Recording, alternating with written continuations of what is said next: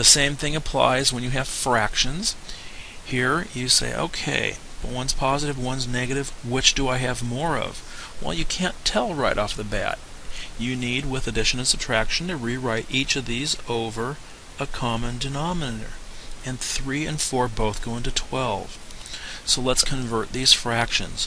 First fraction, down below we multiplied by a 3, so up top we multiply by a 3 and get negative 3. Second fraction, down below we multiply the denominator by 4, so we multiply the numerator by 4 and we get 8. Now we can see that we've got more in the positiveness category, so that when we add these together we're going to get a positive result over 12, and negative 3 plus 8 makes positive 5 when you subtract the 8 minus 3. So our solution there is 5/12. Now that's for plain addition. When it comes to subtraction, technically what we have to do is we have to turn all subtraction into addition of the opposite. What we need to do is we need to say, 7, take that subtraction and turn that into addition of the opposite. And the opposite of negative 3 is positive 3. 7 plus 3 makes 10. Or what you can do is whenever you have 7 minus this negative 3, what some people do is they say, minus a minus always turns into plus a positive, and they put those little crossbars in there, turning both the minus signs into plus signs, and then they're able to add them together to become 10. I've even seen some students who do the following. They turn this into one big plus sign, stretching the horizontal power across and turning that into just a big 7 plus 3. It does not matter which method you choose. Bottom line, whenever you are subtracting a negative, you're doing the opposite of subtracting, which means that you are adding. And that is the easiest of the subtraction patterns. So let's take a look at a few of these problems here. Number 9. Let's not make it crooked there. 9 minus a negative 8. That becomes 9. Change the subtraction to addition of the opposite. The opposite of negative 8 is positive 8. And we have 9 plus 8 making 17. Here, negative 3. Keep the negative 3. Minus, we're going to switch that into addition. The opposite, and the opposite of negative 5 is positive 5. So we have negative 3 plus 5. We have to say, okay, which do I have more of? There's more positiveness with that 5, so it'll be positive, and 5 minus 3 is 2. Now on a side note, you might notice I've sometimes used the word minus, I sometimes say negative, sometimes I subtract. I use the word negative as an adjective, and when I see negative 3, I always want to start my sentence with adjective noun. Negative 3. And then here comes my verb, minus or take away. Take away what? A negative 5. So I would call that minus a negative. Now, they all really mean the same thing, but that's just the way I like to do that in my head. Now this next pattern tends to be the hardest, just for some reason. Negative 11 minus 4.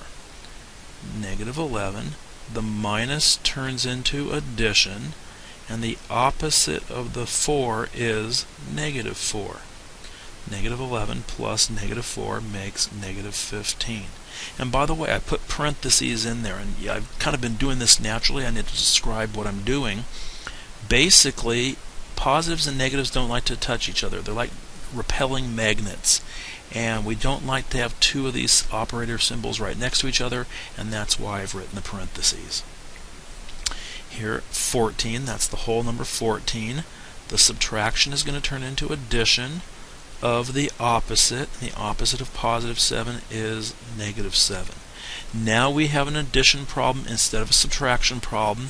We're going to use the properties for addition that we have over there on the left, and we're going to say, okay, we're adding a positive and negative. There's more of the positiveness, so our answer will be positive. Then we subtract 14 minus 7 to get 7 as the answer. Now I'm supposed to teach this as addition of the opposite. Do I do it that way? No.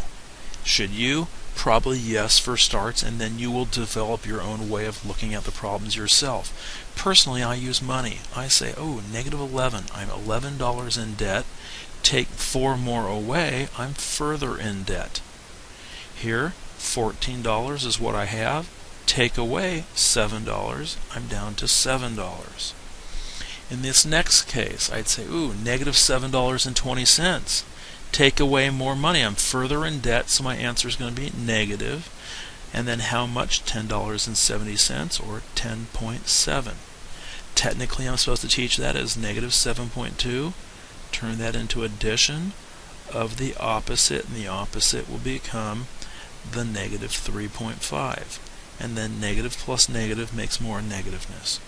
Same thing on this next problem. Negative 14.2, or think of that as adding the opposite. Negative 14.2, either you're in debt, take more away, or negative plus negative. Either way, you're going to get negative 19.8. Okay, a couple mixed problems here. Negative plus negative, just automatically we get more negativeness, negative 22. And again, opposite signs, positive and negative. 4.1 is larger, so our answer will be positive. Then we have to subtract 3.2 away from the 4.1 to get 0.9. Bottom line, this is just stuff that requires practice. And sometimes flashcards are a good thing, as they are in this case. Choose whichever model you prefer, be it money, be it memorizing the rules, be it this ice cream cone screaming kid procedure.